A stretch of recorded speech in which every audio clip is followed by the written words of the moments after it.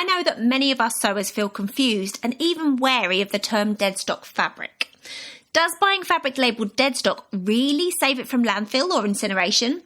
Or are we enabling fabric producers and fashion brands to get away with overproduction, incentivising it even? And what's the difference between deadstock and overstock? And how, as consumers, can we tell the difference?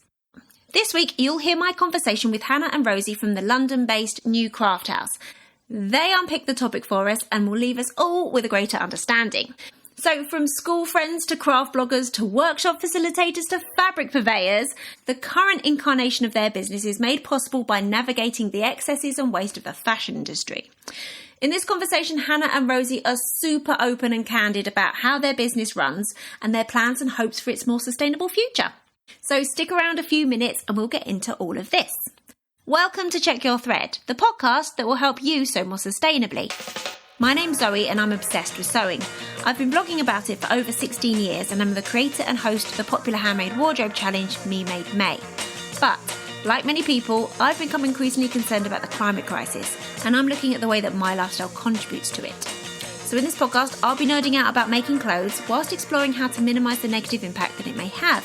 And I really hope you'll join me in this journey. Hello, lovely one. How are you doing? I hope that you're well and enjoying the transition into autumn or spring, depending on where you live in the world. Have you had a chance to do any making with fabric or yarn scraps yet this month? I've been making some little trainer socks and some scrappy undies for my son. So I'm hoping to make more of both of those in this coming week to whittle down my jersey scraps somewhat. I want to say huge thanks this week to Yana and Kendra, who both kindly signed up to support the podcast via Patreon this week. I'm so grateful to you both and all the amazing patrons for helping keep this little venture afloat. There is no way that I could do this without you. I want to keep this intro short and sweet today so I can crack on with editing next week's because I'm a little bit behind in podcast making, to be honest. So let's crack on with what you're about to hear. So initially, I contacted Rosie and Hannah from the New Craft House to talk about their Sew Yourself Sustainable hashtag and sustainability-related prompts. They have done so much towards getting the sewing community thinking and talking about the impact of what we do every September. However, because their business is so intertwined with the topic of deadstock fabric, I wanted to take the opportunity to explore that as well. I know that it's something that many sewers are curious and confused about, including myself. In fact, there was a fantastic conversation among the Check Your Thread Patreon community, and lots of patrons offered up some amazing and insightful questions to pose to Hannah and Rosie. So we ended up speaking a lot about that as well. And then they let on about some other very cool sustainability plans they're cooking up, so we got into those as well. In fact, we didn't even get onto the fact that the New Craft House also designed and released their own sewing patterns, and they also host a wide range of in-person sewing classes in their studio. But as you do hear in this conversation, they host regular fabric swaps at their London studio. And the next one is very soon. It's this Sunday, the 15th of September. So if you're somewhere near London, you could get yourself there. Right, so until next week, please take care of yourself and your loved ones, continue to explore the potential of your scraps, and enjoy!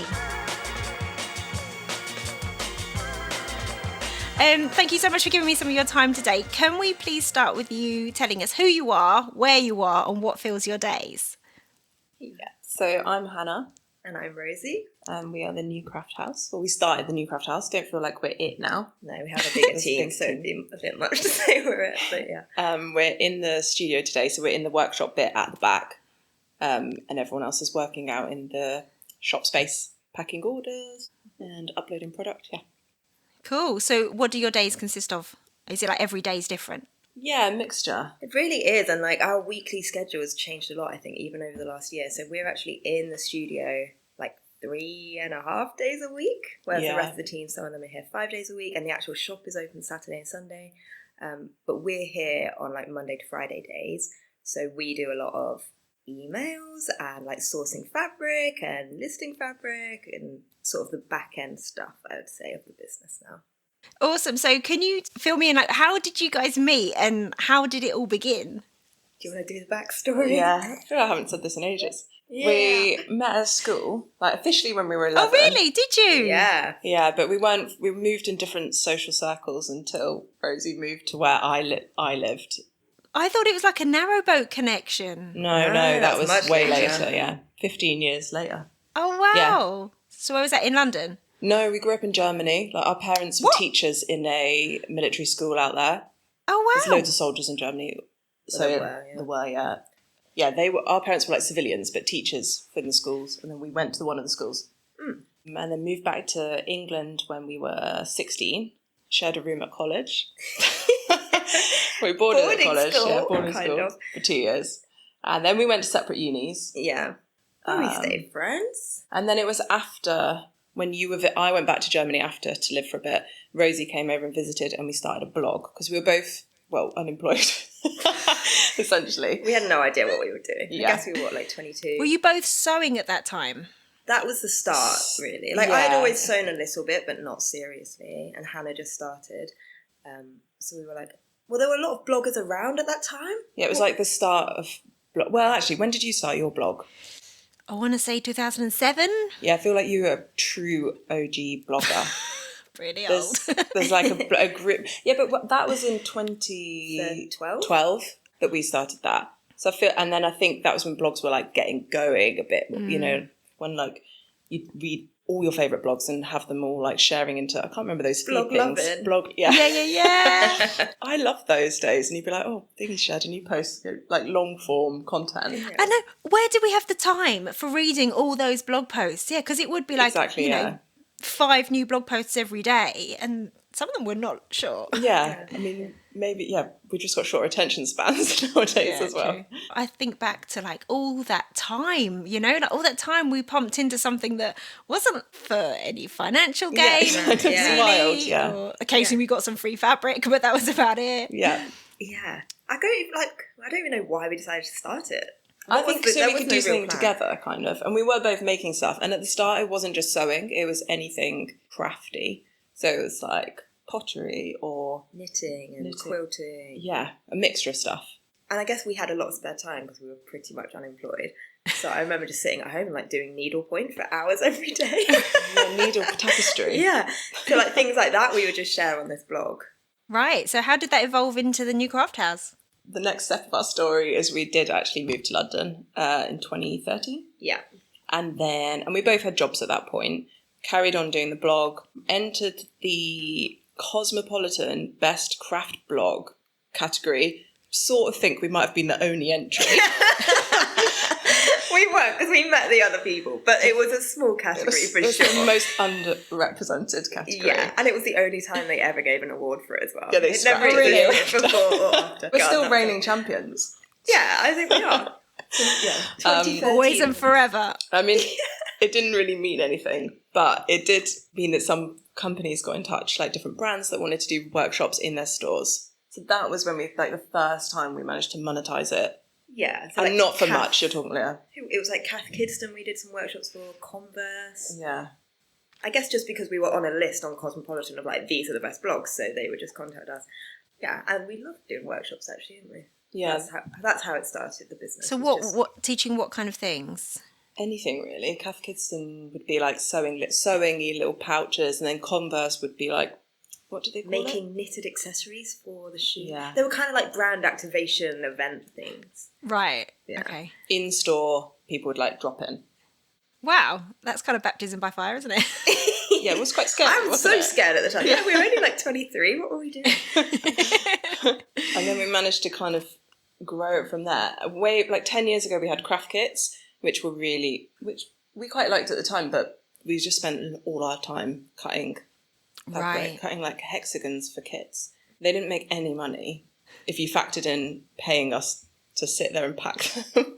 No. So they sort of had to die a death. But it sort of grew from there, and we've been selling. So you were selling those through your blog?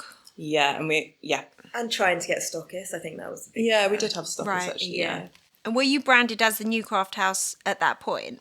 Well, we had a short stint as the New Craft Society until we were told that we actually legally couldn't be called that because we weren't a society. When you're not a house, but... That's true, yeah. There's no legal implications around house, but society, apparently there is. Okay. Every day's a school day.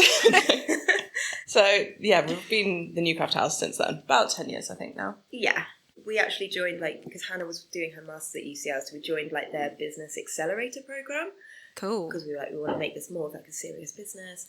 And through that, they gave us like a little loan. So that was what kickstarted us actually like going full time and trying to turn it into something viable, which worked in the long run. It took a while, but yeah, I mean, it's been very slow plodding along. And I remember like at the start when we first decided we were going full time and we arrived into the co-working space we were in, and we were just like, what do we do now? Should we go for a walk? And like, we just went and sat by the canal.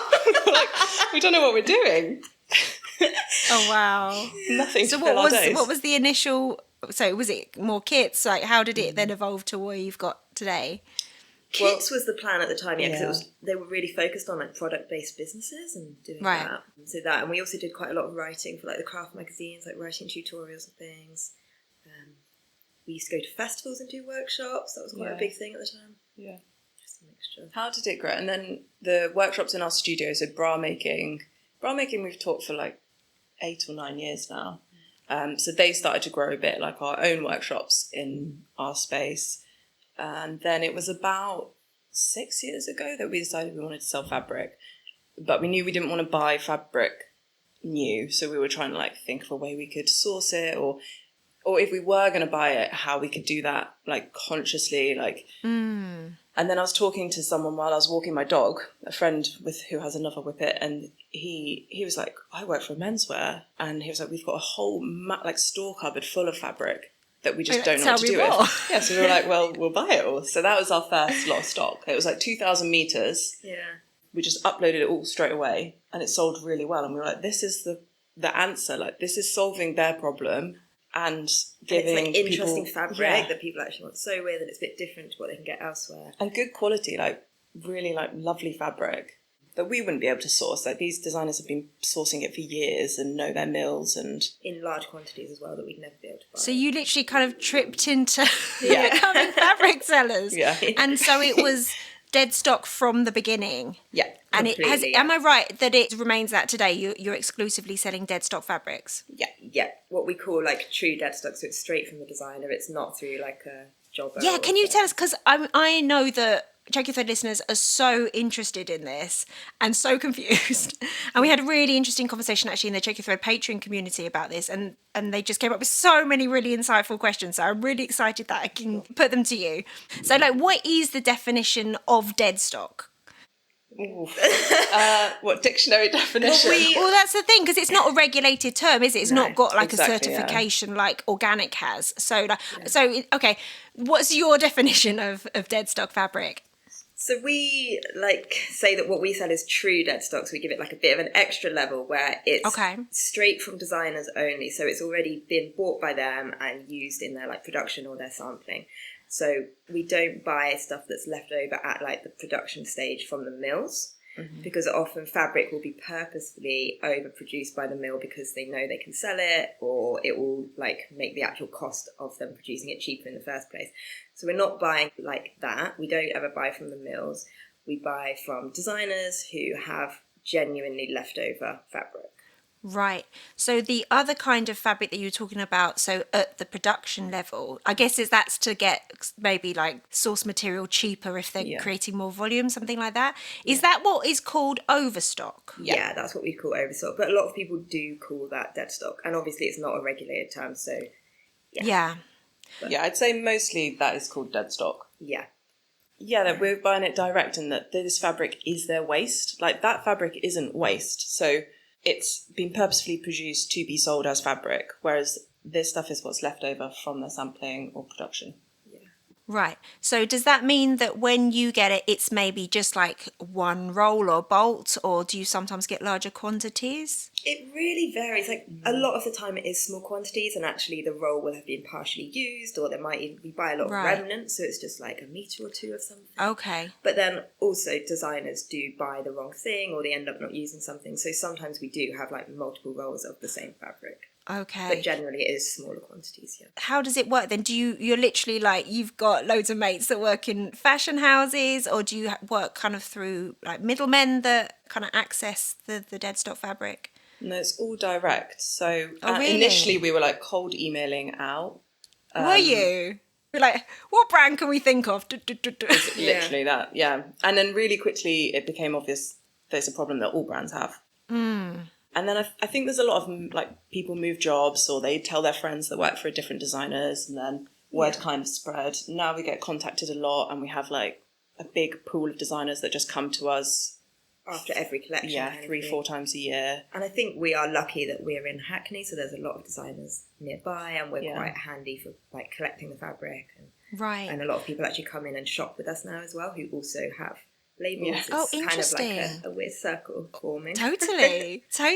So is this fabric that, maybe the sampling has happened in the UK, is the manufacturing happening in the UK as well? Is it like small production? Sometimes, or does some stuff get shipped to you from factories overseas? That's happened a couple of times where they've bought, it wouldn't come direct to us, but they'll have brought it back from Portugal. I think the one that I'm thinking of brought back like all their linen from their factory, and then we bought it from them. Right, okay. But generally it's from in-house manufacturing. Right, interesting. Because like sometimes the term like Deadstock, that kind of has been used, isn't it? Kind of slapped on things to create a bit of a greenwashing filter. Have you seen that? Is that frustrating you? Only it frustrates me for the consumer, because I think that people don't know, and people are sort of taking advantage of them not knowing, because consumers want to shop sustainably now, I think, and they're conscious about what they're buying. So I think it's our responsibility to let them know, like, genuinely what the product they're buying is. So that frustrates me a little bit, but we do our best to like educate people. So how do you think that we, as consumers, like we can weed out true Deadstock from overstock? Is there something that you can look for? Like, for example, there's not 50,000 metres available. You know, have you got any tips? I mean, you could just ask the place where you're buying it from, where they sourced it from. Yeah. I think people should be really transparent about what they're doing, I think. Yeah. And if you're asking directly, people should Are you allowed to say what specific designer it's from, or you have to keep that a bit? Yeah, some designers don't like us to say the specific one. We'd never advertise it. I mean, some customers will literally send us photos of the garments, like the finished thing, and be like, is this from that person? Some designers, it's really obvious. It's like a bespoke print. People will recognise it. Or it's written on the selvage. It's written on it, exactly, like we have elastic that says like Christopher Kane on it. Yeah, or like Pringle buttons like, can and stuff. You guess? Yeah. But yeah, when people come and shop in person, often they'll be like, do you know where this fabric is from? And yeah, we're happy to tell people in person. We just don't put it all over this website. Put it out there, yeah. Why do you think that is? Why do you think there's that kind of level of, they want to kind of... People want to protect their product, I suppose, which is fair enough. But some designers mind less, for sure. We've had agreements with some designers where they've had bespoke prints and they didn't want to sell them to us. Previously, they'd have had them incinerated. So then we've agreed to have like a limit on what a customer can buy of a specific fabric. So I'll be like, no. So it's definitely going to be used for personal use, not for small runs. Yeah. Interesting. That's interesting what you said then about incinerating, because that's sometimes like what is perceived, isn't it? Like if you buy Deadstock fabric, you're saving it from an incineration or you're saving it from landfill. Like how likely is that like if it wasn't getting bought, that it would literally go in the bin? It's a mixture. Like we've been doing lots of work on calculating like our business's carbon footprint and the fabric that we sell's carbon footprint, and part of that is part of something that comes into the calculation is what would have happened to it had we not bought it. Right. So we did ask lots of designers, and it is a mixture. So some would be like, yeah, we'd incinerate bits. Some would donate some to local colleges. Some would just go straight in the bin. Mostly, I would say, it just gets stored, yeah. Which also has like a footprint on it, but we're talking like decades of being stored. Wow. And then we sometimes will receive fabric, or we'll be buying from a designer and they'll say, oh, this bit was damaged, and you're storing it and then it gets damp, and then, do you know what I mean? So then the waste is still there at the end of it. Absolutely, yeah. Or you've got mice or whatever. Yeah, exactly, yeah. Oh, interesting. So some businesses are like, yeah, it'd go in the bin, and they're like, yeah, I mean, we get asked by designers what we do with our like unusable textile waste. So like this really small scraps. We have ours recycled with First Mile at the moment. Yeah. And they're like, oh, who's First Mile? And you think, what? Wait, what are you doing with it? They just put it in the bin. Wow. It's wild. Yeah. These are designers that have been around for so many years, and they're just still putting it in the bin. Makes my eye twitch. Yeah. So I think a lot of it does end up in landfill. Wow.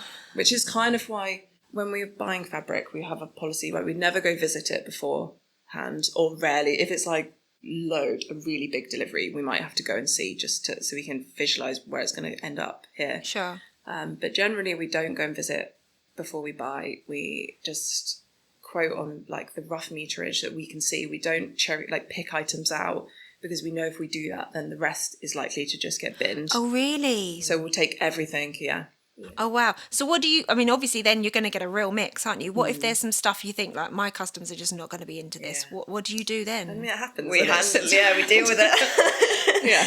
There's definitely stuff. I mean, do you list it anyway and see and sometimes get surprised? Yeah. Right. Everything goes up. And like trim, like we have this huge corner of the shop now, which is all trim. We get boxes and boxes of trim. And initially we had no way of processing it. We were completely overwhelmed by trim. Now Hayley, who does all our product listing, is like getting on top of it. But we get everything. Like technical fabrics, the home sewing community aren't hot on technical fabrics. Good luck listing that. Exactly. How do I describe this? Yeah, I know, you're like, what even is this? And often they're really expensive fabrics. They're like specialist bonded twills and something waterproof. So they're amazing fabrics. But most of our customers just don't want to sew with that.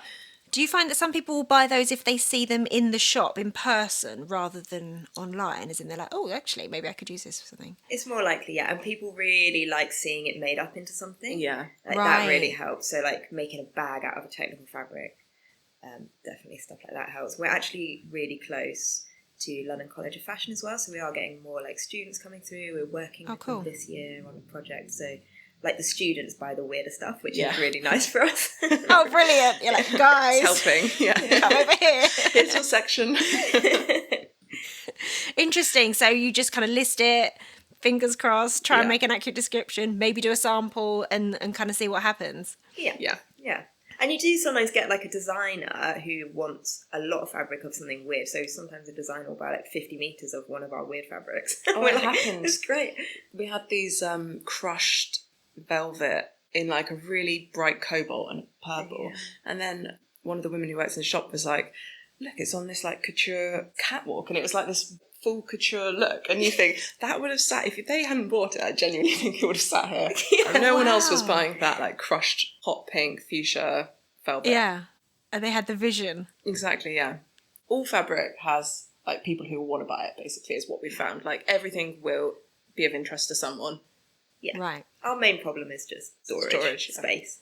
Yeah, because I was going to say, like, if you're dealing in dead stock fabric, when you get the call or when you get the email and it's something's like amazing, you got to go for it. Yeah. You know, it's not like, oh, we're running low, let's place another order. You know, you've got that kind of make hay with the sun shines kind of thing. Is that how it is? Yeah, and sometimes we are overwhelmed with stock. You're like sitting on bolts, like, oh. Yeah, it's been bad. We had Fabric Mountain. Oh, that was bad. And I had to climb it. Tell me about Fabric Mountain. Well, we had a huge, unthinkably big, like 2 Luton vans stuffed to the brim arrive when Christopher Kane shut and went into administration. It was like, we used to buy from them like 6 times a year. And then this was everything that was left. Oh, wow. And it would blow your mind how much fabric was left. And leather and trim, crystals. And you just everything. Like, where is this going to go? Yeah. It was pretty wild. We had a storage unit which got filled, and then around the back we do have a little bit of the shop that's not shoppable. It's like all our stock that's not listed yet, and then it just this like big pile just grew and grew and grew and grew until it was like this far from the ceiling, like a foot from the ceiling. And then we needed to get something off a shelf that was back there, and Rosie was like, "Okay, this is the moment where you die," and I'm climbing up it. I've got photos slithering in on down the back. She died doing what she loved. And then we'll have times where we are running low. Are you? Does it get a bit hairy sometimes? It did during COVID. That was the hardest because all the designers were shut. So they were like, yeah, we've got loads, but you're going to have to wait 6 months. Can't get it. And that's just when everyone's like at home sewing loads, wanting more fabric. Exactly, yeah. Like right now we've not got a huge amount, but we know we've got 2 deliveries coming this week, and that will top us up for like, that would keep us going for quite a while. And then we've got a really big delivery coming from Liberty next month. Amazing. That's going to completely fill up the back. Yeah, that's going to be another Fabric Mountain, I think. I mean, that's going to be really pretty. A really nice one, yeah. Nice one. I bet that's not going to stick around for very long as well if it's all from Liberty. Hopefully. So who are your customers? Like, I mean, obviously that's a massive generalisation, but what generally, is your customer profile then that's buying these amazing fabrics? I think we have like two camps now. So we have people who are home sewers and like creating their own wardrobes and really care about shopping sustainably. And now we have more of like the fashion side. So we'll have like fashion students and small fashion designers who are actually using the fabrics to sort of create their own collections and also care about it being like sourced sustainably, their fabric. Oh, that's cool. I love that you're getting the students involved as well. Yeah, we love seeing what they make. I mean, I love seeing what everybody makes, but they come up with the best ideas. Like sometimes they'll share them on Instagram. You're like, wow, like that lace in a bodysuit. Yes, absolutely. Who knew? Yeah. Amazing. So in terms of like sustainability, has that always, or there's been part of your business and your kind of ethos and communication and social media and stuff from quite early on? Yeah, especially like from the start of the fabric. Yeah, that's been the root of like how we're sourcing. We've always talked about where we're sourcing from. We've never been sneaky about, like, we've never kept it to ourselves. Yeah. And I think really it was all growing probably before that. Like, so we were doing all the workshops and we were creating our own wardrobes and we wanted to move away from fast fashion and make things like mindfully, create like a sustainable handmade wardrobe. So I think it probably all came out of that as well. And we still love teaching people. We do workshops here every weekend. Yeah. And like giving people the tools to actually make their own clothes and create them sustainably is really important. Are you still, I mean, I know you're very busy and you've both got kids, but do you still do most of your own clothes making? Yeah. You sew a lot more actually now. Yeah. I guess it's like ebbed and flowed with who's doing sewing the most. I mean, I haven't sewn much. My daughter's like 1.5. But I'm starting to sew again more now. But like also haven't shopped, so I've just got, I just look worse. I just did the same for the last 3 years. Exactly, yeah. Yeah. So what was that thing you were saying before? It sounds really interesting that you were kind of trying to calculate the impact of your business and you were taking on board, what would have happened to the fabric and stuff like that. Can you tell me more about that? Yeah. So we've had a tool built for our website, which we're going to put up hopefully in the next couple of weeks. So it might be up when this podcast goes live. And It's basically so that customers can put in the fabric that they've bought, like by the fibre, the weight, and then it will tell them the like carbon emissions and the water usage of that fabric. I can't say it's the saving. So it's going to tell them basically the difference in the total from buying Deadstock as opposed to buying that fabric new. It's not a saving because they didn't buy it new. Do you see what I mean? So yeah, but it's sort of like what the alternative would have been. Yeah.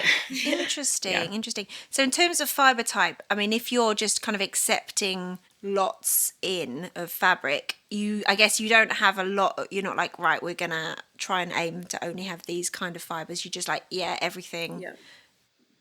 Yeah, because it's already all been produced and it is a waste product, so we think it's better that it gets used regardless of what fibre it is. Yeah, fair enough. Interesting. Oh, I look forward to seeing that. So you said that's going to be up in the next couple of weeks? Yeah, it should be, yeah. Interesting. What inspired you to do that? We've been, how did it start with that? We did a big carbon audit of our business, which is something that we're starting to do. We're doing annually. We're also going to share that. And we've pledged to try and reduce our emissions by 90%. Like we've joined one of the public pledges on that. Right. It's really important to us. Like the sustainability goes into all aspects of the business. So like behind the scenes business operations, it's not just the fabric. Tell me. Can you tell me some examples of how that's playing out? How you're looking to cut your emissions? So we're zero waste to landfill, which is really important to us. I know lots of businesses aren't. If you're using your council waste, you're not. Like in Hackney Council, the recycling is quite mad. Like 80% of the recycling that goes in the recycling bins ends up in landfill. Oh God, really? Yeah, it's. I mean, you can go on and you can look at the report from your local council, and it will blow your mind a bit. Yeah, because obviously you can do your best, but if they're not doing a great job, then it's still going to end up in landfill. So we've changed how we're processing our waste. We've worked on insulating the office space, changing over all our lights. We had a report done on the building where they came and they told us how we could improve our heating in the winter.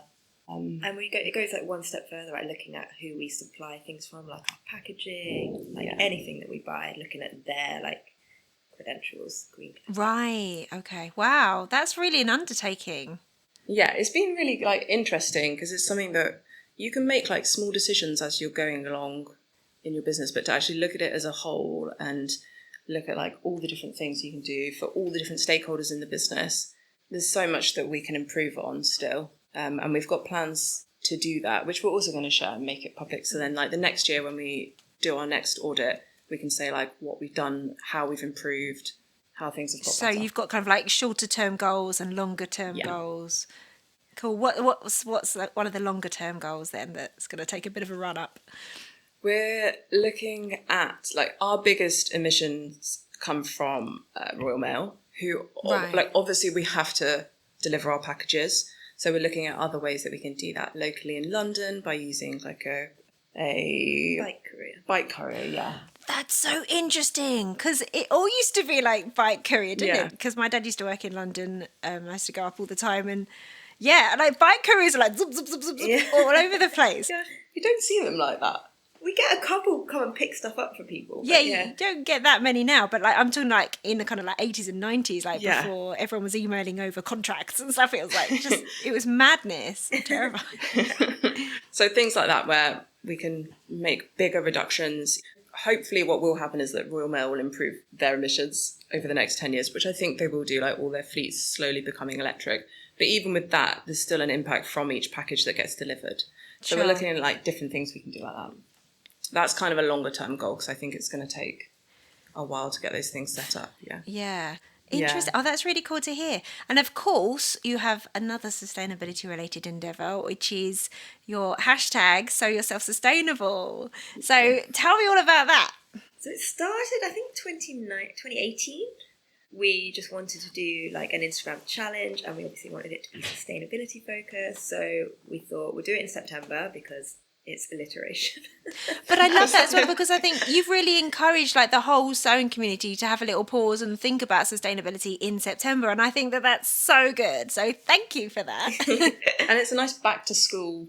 Yeah, like fresh think start. About it. Yeah. It's like the second new year, isn't it? Basically, September. Yeah, and actually now it's when Oxfam do their second-hand month, so I think it actually works really nicely with that, and a lot of the things like interact. But yeah, it started as a monthly Instagram challenge, so there was daily prompts, people to share, just relating to like anything sustainability-wise in sewing. Can you give me some examples?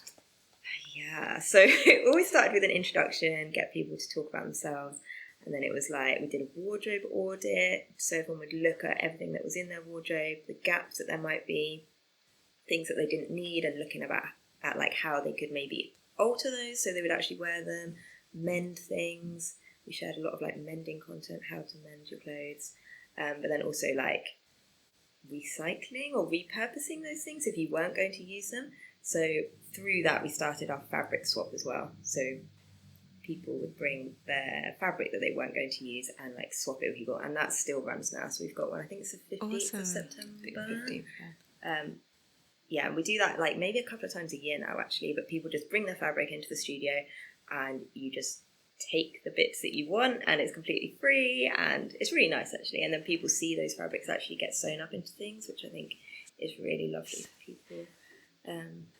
So can people turn up even if they don't have a lot of fabric already, or if they're beginning? And you don't need to donate anything to take fabric, because actually what we find in the end, we're left with quite a lot. So it's definitely not like limited how much you can take. People can come and take as much as they want.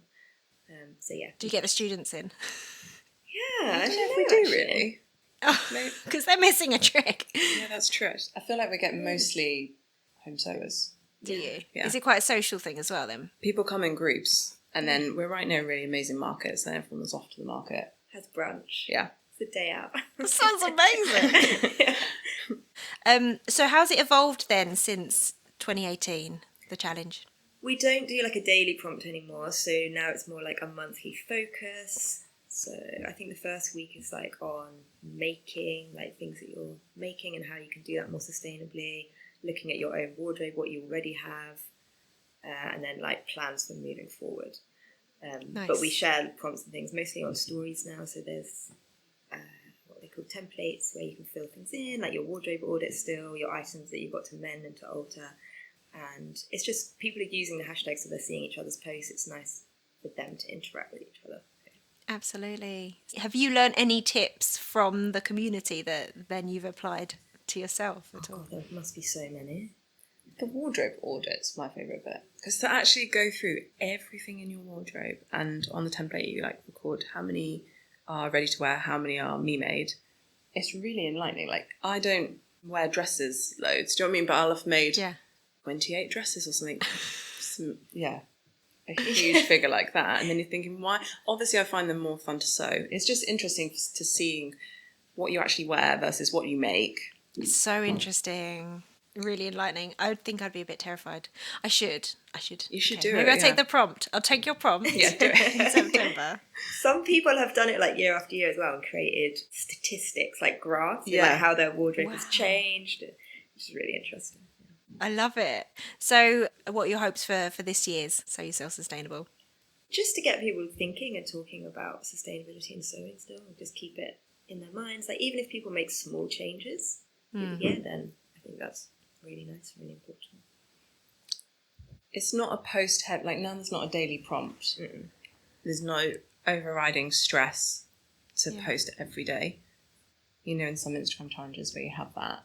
Because that's a lot of stress for you as well. That's a lot of work. Yeah, it's a lot of, But I think people find it, even if they're participating, like, you find every day you'd be like, oh, what am I going to share for this prompt? So there's none of that. We're just going to, like, provide you with tools and, like, things to think about and, like, resources, and then learn from it, basically. Think about it. Some people film full wardrobe walkthroughs, which I really love watching. We've got some of those from when we were living on the boats, you know. We should reshare them. I think I've seen at least one of yours. Where I can picture one where, like, one of your kids is really little. Yeah, Sid. I'm like carrying him around. Because that's when you were literally like, how do you sew on boats? Yeah, were you hard. actually sewing on the boats? A little bit, yeah. You can't iron though, so you're limited by what you do. But you can do it. Mostly at work, Yeah, I was going to say, do you bring it in? Yeah. Even now, I think I sew almost entirely at work, not really at home. Just like the cutting tables are so nice. Yeah, exactly. When you get used to that, you're like, I can't go back to the floor. So what do you want to see and do going forward within the sewing community and within New Craft House? For the business, we've got vague plans. Like, what we want to do eventually is set up some way to process designers' unusable textile waste. So we're kind of working on setting that up. Wow, cool. Getting that started. So we can sort of take everything from a designer and solve their big waste problem, basically. So anything usable gets sold in the shop, and then anything unusable get recycled.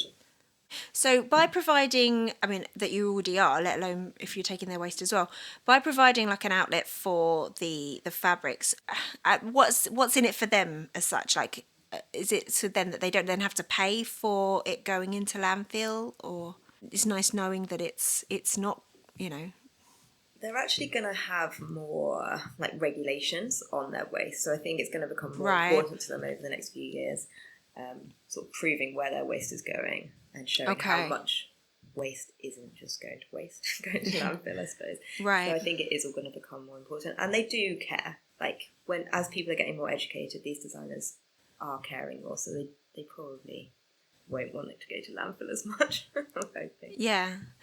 But more regulation, do you think that then might affect how much fabric you're able to receive then, or how much is out there for you to get, if they are having to be more accountable for? Yeah, it could do, and like hopefully that would happen, that they would buy less fabric. From our end, like, there's so much waste in the fashion industry. Like, I don't think we would still be able to source plenty of fabric. Like, there's so much, but hopefully that would happen. Yeah. And it actually has happened. There's one designer that we used to get quite a lot from, and now they make a huge effort to actually reuse everything that they buy and like put it into another collection. So we don't get fabric from them really at all anymore. And on one hand, we're like, oh, it was so nice, that's a shame. But actually, it's so lovely that they're doing that. And it's that's really also important. the goal in a way as well, isn't it? Yeah, exactly. Yeah. So you don't foresee that much change really in the future in terms of the amount of waste and fabric and unused stuff in the fashion industry? I just feel like there's an endless number of designers, to be honest, who have fabric. Like, we are just the absolute tiny tip of the iceberg, the fabric that we're getting in. So I don't see it being a problem. The amount they're buying to do their sampling, and so like they're buying, like, we had a delivery of double wool crepes from a designer, and they hadn't touched most of the bolts and most of the rolls, and they're buying them just to like check the colour, but they're buying whole rolls in case they then go on to sample it. Like, the wastage is unthinkable. Yeah, that's wild. I mean, they hopefully will change their business practices a bit, but I don't think it would dry up the fabric well. Yeah. So the change is happening, but it's happening a bit glacial. Yeah. And that is a part of a business. Like, every business ends up with waste. They do. And then we all get rid of it in a responsible way. Like, that is also a part of running a business. Like, I think it would be rare that they like can reuse it all / use it all for toiling. So what's your favourite products that are on the website right now? What do we have? Oh, we got some like heavy silk crepe sheens, which are always really nice. And anything with like a bespoke designer print, I think, is so special because it's only been made for them. So we have the little bit that's left over. So that's the only bit of that fabric in the world. I think that's always really special. I mean, when the Liberty arrives, that's pretty special. Yeah, so we source directly from their like production line. So it's not fabric that people could normally buy, like from Liberty Fabrics. So it's all like the clothes that they've made or the bags, things like that. And it's often, or maybe entirely, in like different colourways or different prints. So really exclusive stuff. Yeah. So is it a lot of the Deadstock that you're getting, is it prints? And I've seen a lot of solids on your website, but it's mostly solids, I'd say. Yeah. Yeah, people get most excited by the prints, so they probably get seen more, but there are a lot of solids as well, Yeah, and I think often online prints, I don't know, like people gravitate towards them more, don't they? Because they're kind of, whereas with solids, you want to, it's more about the texture or the depth of colour and stuff. And sometimes that's hard to translate, isn't it, online? Yeah, like a navy blue cotton twill is never going to look thrilling online, but we have like beautiful quality twills. Yeah, but if you can touch it. Exactly, yeah. And if you're looking for one, then they're so nice, but online, they're not going to sing out to you. And we know that, which is why it's nice for people to be able to come and shop here. Yeah. So at what point did you become open to the public then? When we moved to this space, it was an official weekly thing, like every Saturday. And then a year ago, it became every Saturday and Sunday. Before that, we just did like occasional open days in our smaller studio. But this studio now is nice and big and definitely has got space for people to come and shop. It's really nice. And even during the week, like there's 3 customers in the shop now. Like, people do stop by. We're just not officially open, so like the door's locked. But people just knock and we let them in. Come and see us whenever. It's totally fine. We're here 7 days. Someone here is here 7 days a week. So if people are here cutting orders anyway, then And people spend it. I think it's quite nice to come in the week in a way, because you might be the only customer in. People stay for like 2-3 hours sometimes, like looking at everything. You can really chill out in here. Have a cup of tea. Come in, hang out, Fabric Mountain. Awesome. What about the trims? What's your favourite trim at the moment? Oh, those Ghee Pure trims. There's this really amazing mill in Switzerland called Forster Rona, and they make like the best laces in the world, or some of the best. Wow. And we've got like these bespoke trims that they made for Christopher Kane, actually, that are just gorgeous. Yeah. I've never seen them actually used by anyone yet, but like maybe they could be put on the waistband of a dress or something. Would be stunning. Yeah, we had a customer buy like 1/2 metre of each of them for her collection of lace. She was doing a PhD in lace, and she was like, these are, you never see them, like they're so special. They're quite cool. We've got amazing feather trims. Lots of Swarovski at the moment. Yeah. We've sort of got a bit of everything, I think. Well, thank you so much for giving me some of your time today. So where can people find you online and in the real world? So the website is thenewcrafthouse.com. We're at New Craft House on Instagram, and our address is 32 Booking Street, which is Hackney, London, E83FP. And they can turn up on Saturdays and Sundays, or anytime they're passing and knock on the door. Yeah, exactly. Definitely Saturdays and Sundays, 10 till 5, we're always here. And usually Monday to Friday as well. Wonderful. Brilliant. Thank you so much. Thank you. Thanks for having us. Thanks so much for listening. I really hope you enjoyed this episode and are left feeling inspired. For more info about the podcast, including show notes for this and every episode, head to checkyourthread.com.